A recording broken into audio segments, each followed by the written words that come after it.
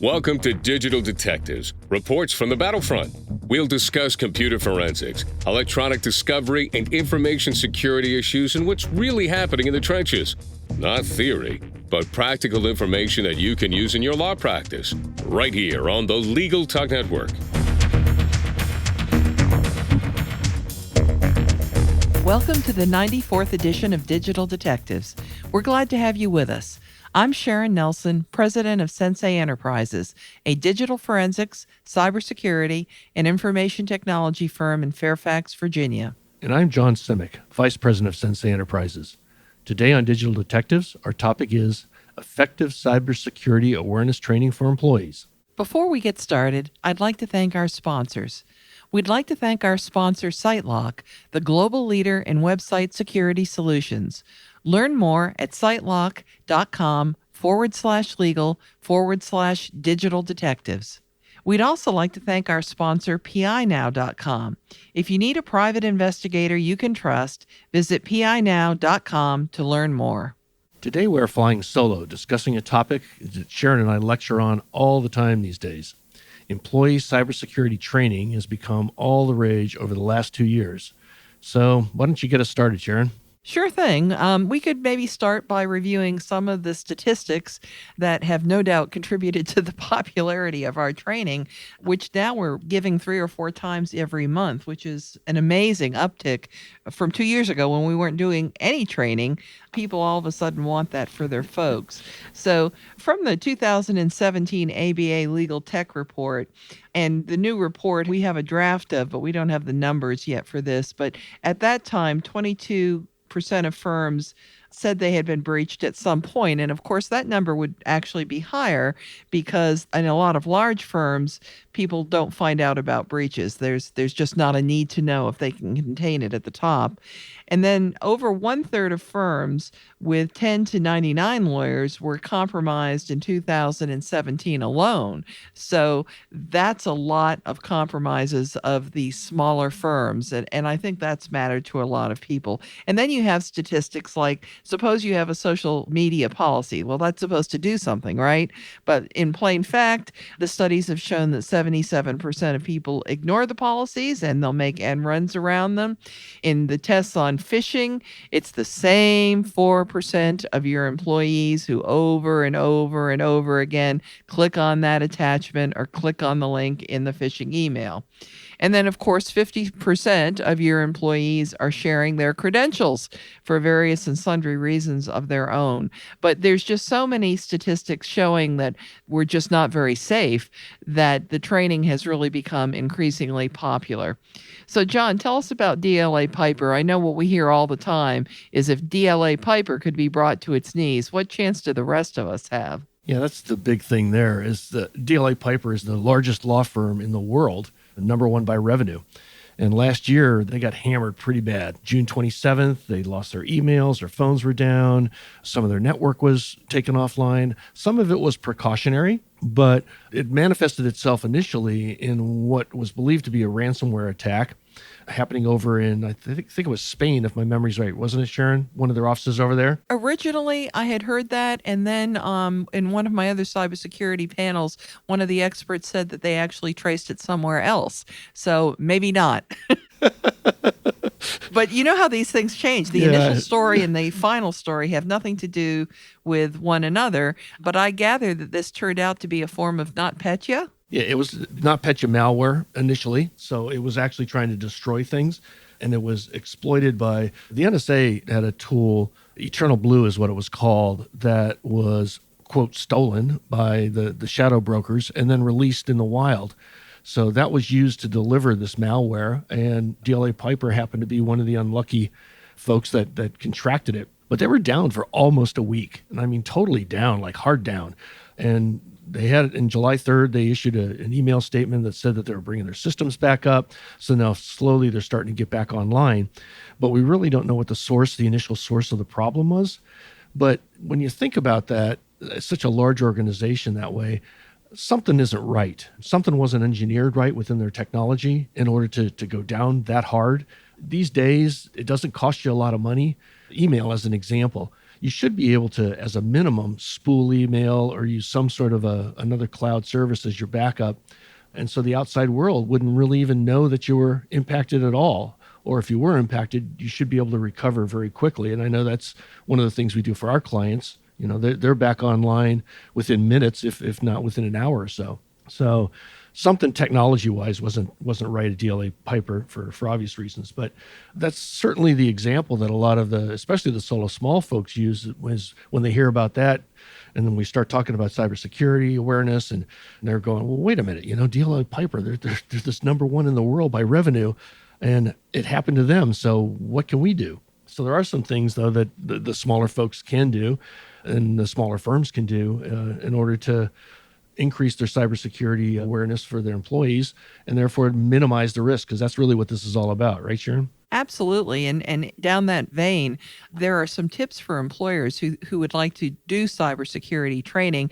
And, we've done enough of them now that we kind of see what works and what doesn't work and who does it right. And generally speaking, it appears that it's not a good idea to do any of this at the end of the day. People are tired. It's not a good idea to do this first thing in the morning because people show up late. So most firms have settled on doing it at lunch, which seems to be the perfect compromise because people are, in fact, there. So, and having food, you might think that's a bit of a distraction, but as long as you let them get their food and then sit down, it doesn't seem to be. So we've liked that as a way of doing it. Also, make it mandatory and make them sign in. Seriously, they will do anything to avoid coming to these things. And the partners particularly will plead that there's this case or that case, and they need it as much as anybody else. So make them sign in and make it mandatory. Make them silence their cell phones, because otherwise the phones will be out and they can't concentrate on two things at one time, no matter how much they think they can. No laptops. And I think the best thing to do is not to have cybersecurity training done by somebody who's in-house who provides your IT support, but actually by an outside third party. And the reason I think that is because to them it's just, well, that's just Jack, that's just Jill. They have a relationship with these people. It may be good, maybe bad, whatever.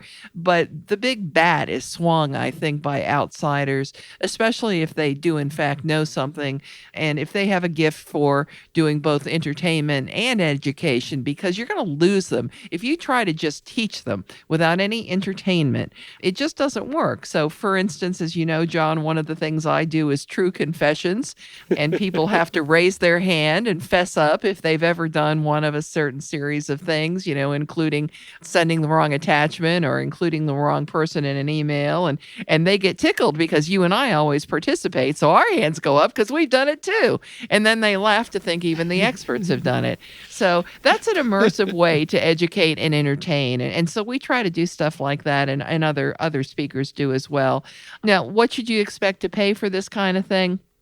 Frankly, doing the kind of thing we do for a business, and a little bit, we consider this as a loss leader, because if we go in and do an hour for $500 or 2 hours for $1,000, people tend to come back to us for cybersecurity or IT work or forensics. So, that's our pricing is a little bit based on that. And you will find very, very expensive pricing too. That's the other side. So do look around, if you know other law firms, ask them who they have used so that you can get somebody who can really do quality training. And I don't think any kind of online training is the same as in person. I definitely think it needs to be in person. But don't you also think that it's an advantage, too, if they can relate to the industry, like law firms in this case, and to what are the hot buttons, right, for the paralegals and the office managers and, the partners and all those kinds of things? Absolutely. And I think that's, of course, one reason why my being an actively practicing lawyer is very useful, because I understand both the ethical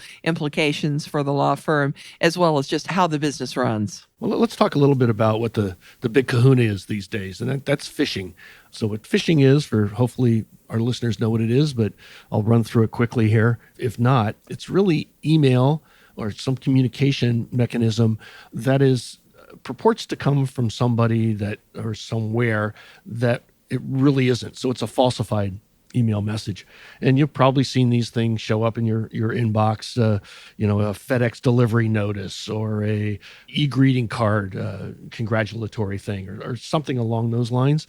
But the whole purpose of this broad-based phishing emails is to get the user to do something, to click on something, to open an attachment or do something like that, where malware then gets delivered to their machine or something bad is going to happen to them. In contrast to that, so that's the wide brush approach of phishing emails. But there's also very targeted phishing, and that's called spear phishing. So now you've got a small subset.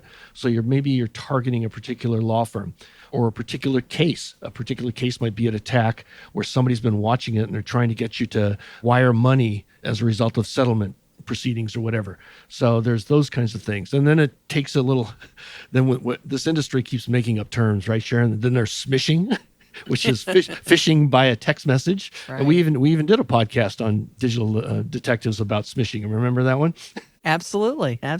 So that's really what we're, and that's the single biggest mechanism, at least today, in trying to deliver malware, trying to infect something, trying to compromise and get access to people's data, is through phishing. I mean, it's a huge thing, and it's the human being. They're counting on the human being, aka your employees, your personnel that's in your law firm, to take some action, to click on something or to open something. And so that's what when we do these training sessions, we're trying to educate about phishing and how to potentially recognize this, because to be honest, they're getting better and better, aren't they? Oh, they are. And of course, somebody doesn't necessarily even know they've been phished because you click on a link, you click on the attachment, and it might make no sense to you, but sometimes you actually go to a website that looks perfectly normal. You have no idea that malware is being downloaded behind the scenes. So they just don't get that.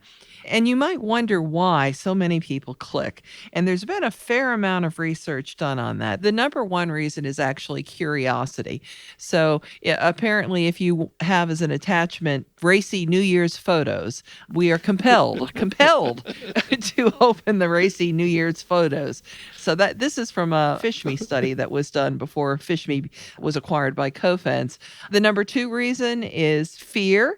And we had that here in Virginia. Some of our listeners will know that I am a former Virginia State Bar president. So I follow all this stuff that happens with the Virginia State Bar. And we had an epidemic of people receiving phishing emails that said a bar complaint against them had been filed and was attached.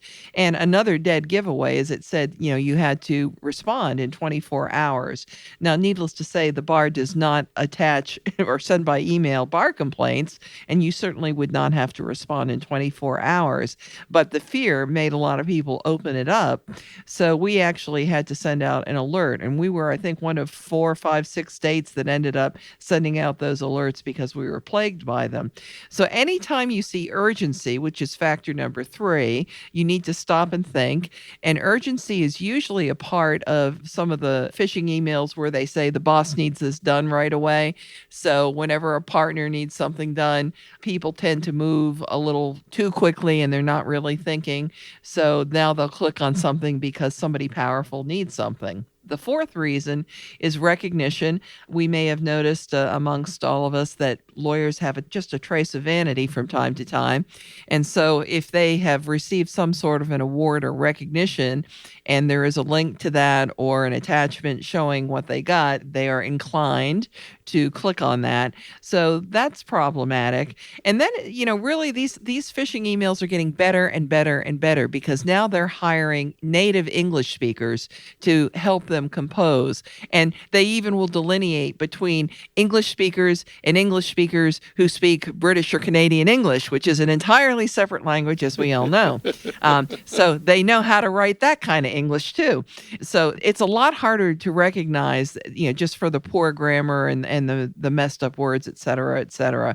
But the subject lines have gotten a lot better, and there's really kind of a science now to what kind of subject line to put.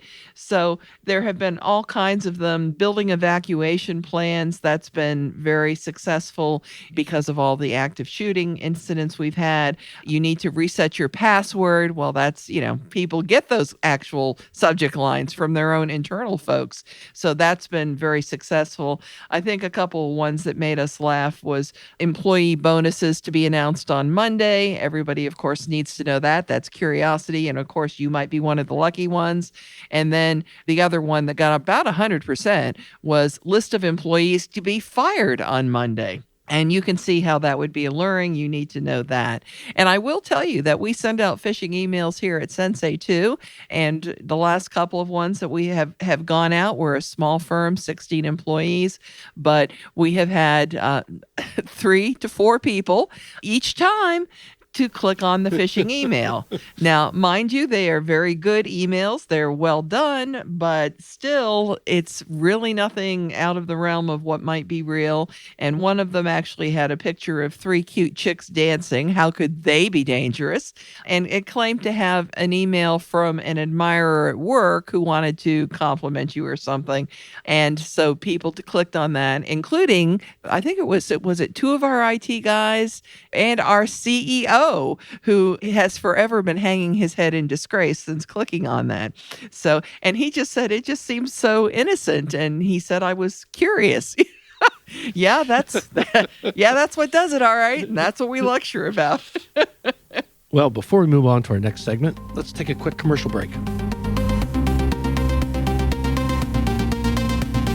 At least 80 of the 100 biggest law firms in the country have been hacked since 2011. Protect your firm and your clients from cyber attacks with SiteLock. Their industry-leading cloud-based suite of website security solutions includes website scanning, web application firewall, including DDoS mitigation, and 24/7, 365 US-based customer support. Give your firm and your clients peace of mind knowing their information is secure. Learn more at sitelock.com/legal/digital detectives.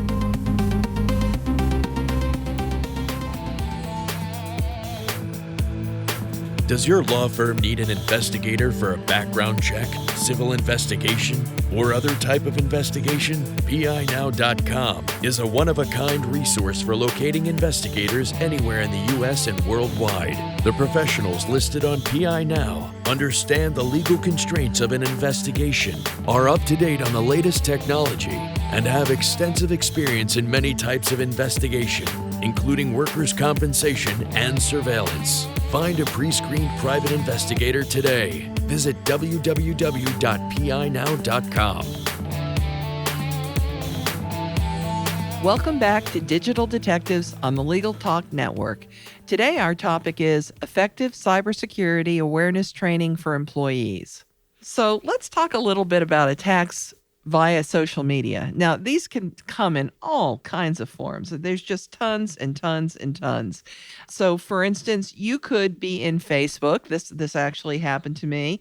And you could click on a link that appeared to be totally innocent, and it could be that the image was infected, which you would have no way of knowing, and all of a sudden you get a pop-up, and it already knows what model phone you have because, of course, you've allowed Facebook to know that, so it references your model of phone, and then it tells you you have, some kind of malware or something, and you have to click below to fix the problem. Don't click below, that's a hint. So just, leave that alone and, find out on the internet how to take care of it, which usually means closing out all programs, clearing the cache, and powering down the phones, which is worthwhile.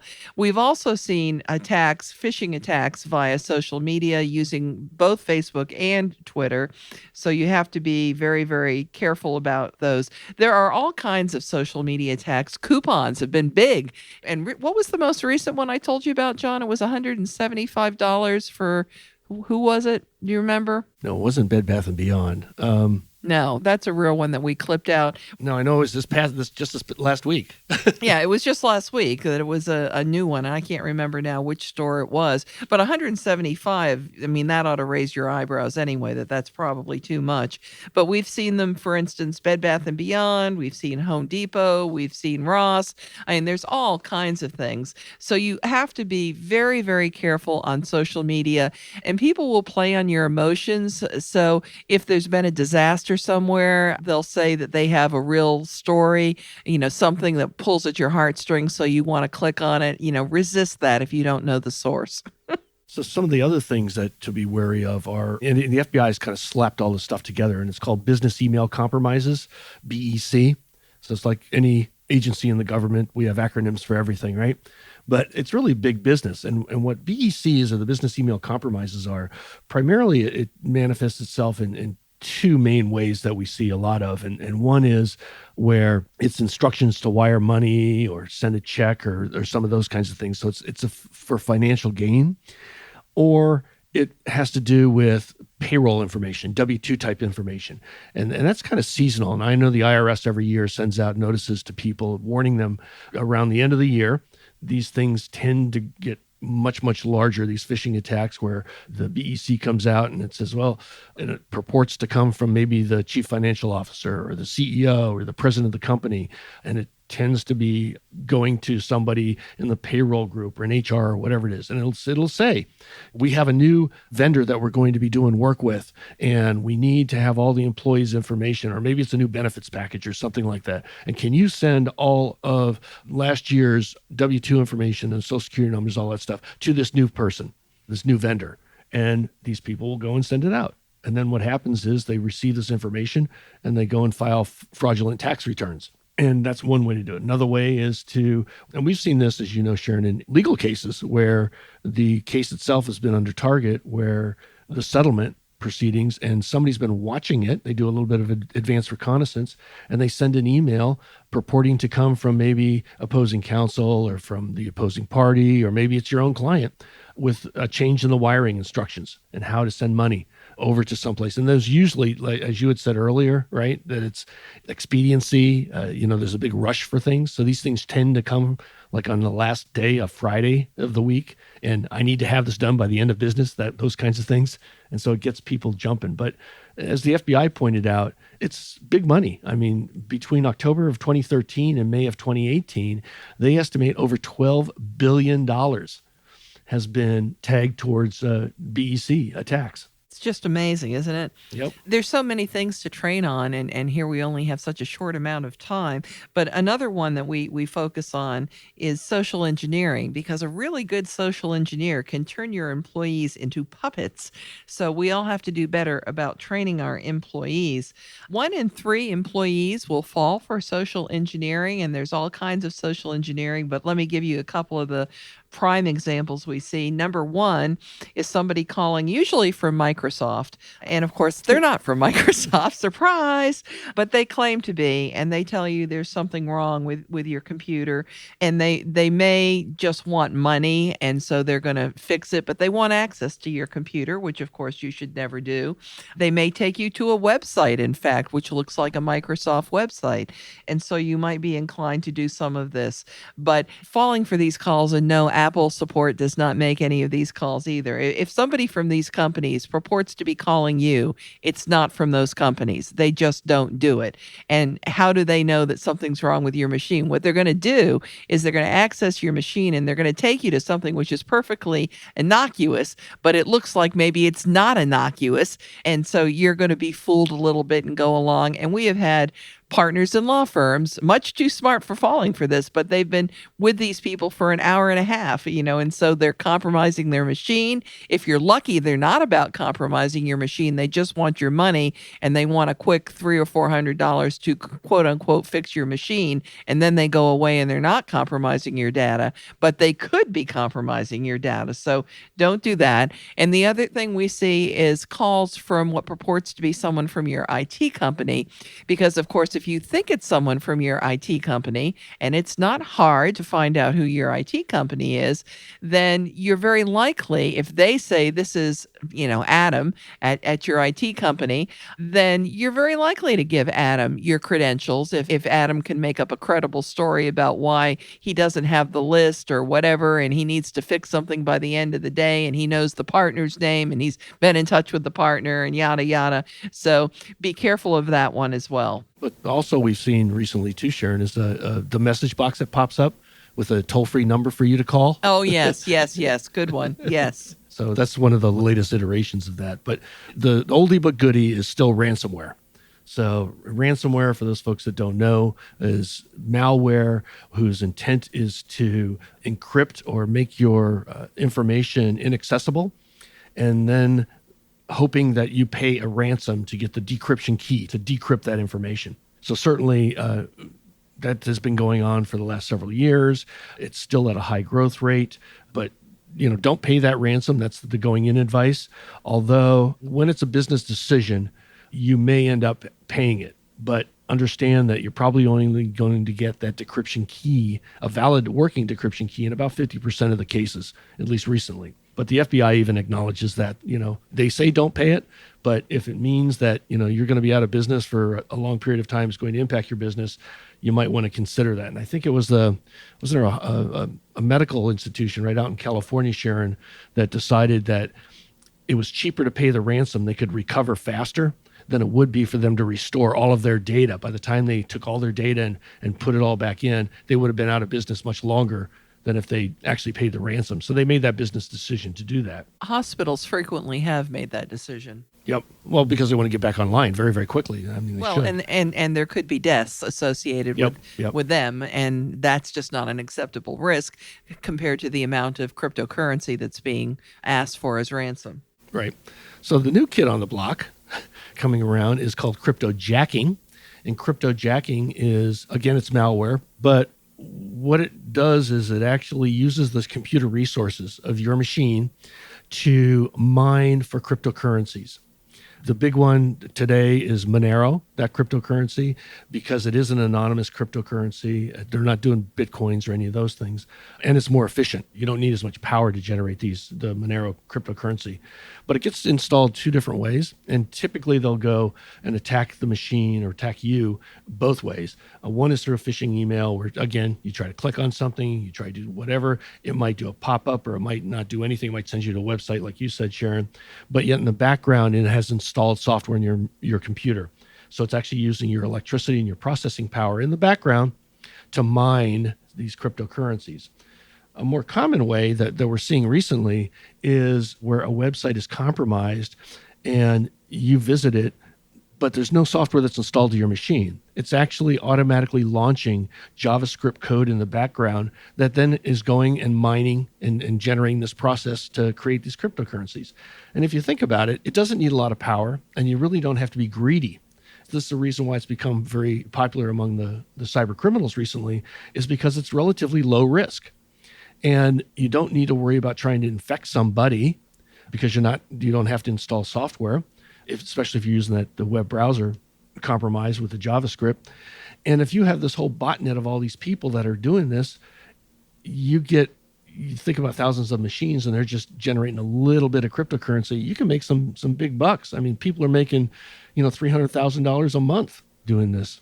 But I think, and maybe I'll let you expound on one of the latest things now, though, is the sextortion campaigns, right, Sharon? Where they said they you know why he says that? Come on. The reason because why John I never got says one. this, I never got one. You're not one of the cool kids. You're not one of the cool kids. And I'm telling you, so many people got that sextortion email where it basically the subject line is a password. In my case, it was a password that back in the innocent days when we all reused passwords, I had reused it a lot back, and we're talking the beginning of the digital era here, but I recognized it immediately. Are you that old? I don't ask if you want to go home with me, dear. So I looked at that and, of course, was struck by the fact that it was one of my known old passwords. And when I looked at the email, of course, it wanted a payment in Bitcoin of $3,200. What the author claimed was that the author had been filming me watching pornography, so both had captured what was on the screen and me as I was watching it. And you can imagine some people would have a great deal of fear if that had in fact happened for obvious reasons. I, on the other hand, was fearless. So knowing that I had not been doing this, I simply ignored the thing. But we had people call us and mention no names here, John, not even professions, but we had people who had sleepless nights, which told us something about them. We had relatives too. And yes, and calling us first thing in the morning because they were so afraid. So anyway, that's sextortion. So let's move on to our last topic, and we'll do this a little bit quickly because we're toward the end of our time here, and that is passwords. As I mentioned before, 50% of people share them. People reuse them all the time. The average user has about 40 sites that require a password, but only 5 passwords. So What does that tell you? And using very weak passwords. So the list of passwords, it's the most common passwords of 2017. It's the usual culprits, 1, 2, 3, 4, 5, 6, password, QWERTY, let me in. I love let me in. Football was on the list. I love you was on the list. So there's, but these are obviously all ones that have been compromised in the past, not smart to use. So we train employees about that and not reusing these passwords and using the same password over and over again. And also, there are new rules about passwords. The National Institute of Standards and Technology has now declared, after a study by Carnegie Mellon, that they agree that length beats complexity. Now, if you add a little complexity, you can make it stronger still. But a password that is between 14 and 64 characters, and no, I don't have a 64-character password and never will, but you can use a passphrase and maybe just intersperse with a special character at the end or in the middle. So we talk about the fact that the old Batman sitcom, Robin was always saying, holy something Batman. So if you had, and this is a real line from the series, if you had holy switcheroo Batman with an exclamation point as a passphrase, that is a strong passphrase. So that is something you can do. And we teach them about password managers because, of course, that makes remembering passwords a non-issue. You only have to remember the password for the password manager, and that's it. And though there's much more we could say, we are at the end of our time. So I will say that this podcast today covered only the tip of the iceberg, and that's an understatement because this is easily a 2-hour presentation, and we've done 2 hours on it before. But we did try to hit some of the high points quickly in the relatively short time we had. Believe it or not, if you do get good speakers, your employees will be fascinated by the training, and they will learn enough to make a difference to your security. In fact, each time you train, they say your risk of being successfully phished goes down by 20%. So do you have any final words, John? Yeah, I think just, don't count on the technology. Too many people think that, well, I've got antivirus software, I've got a firewall, whatever. And they're trying to count on the technology to stop these attacks and to make them safe. And, it's really your people. It's your carbon-based units.